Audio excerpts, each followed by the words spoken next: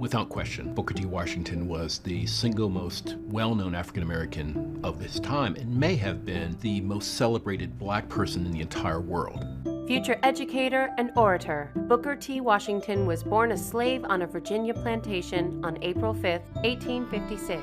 He had to work as a young child, and so he had to juggle hours walking miles and miles to school and then rush back to work. It was very difficult, but he was determined, and that's how he learned to read and write.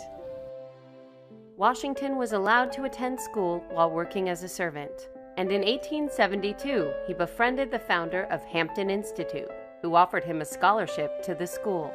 The emphasis at school was on industrial education, on crafts, on technical skills, teaching blacks and the former slaves how to make themselves valuable to the community in a very literal way. Washington taught at Hampton before being appointed by General Samuel Armstrong to head the newly formed institute in Tuskegee in 1881. This was a groundbreaking endeavor because Armstrong trusted this young man to go to Alabama and create something basically out of nothing. During the post-Reconstruction period, tensions between African Americans and Southern whites were at a fever pitch. But as evidence of racial progress, Washington was asked to address a predominantly white audience at the 1895 Atlanta Expo. The speech turned Washington into a national figure. In 1900, Washington formed the National Negro Business League to promote the economic development of African Americans.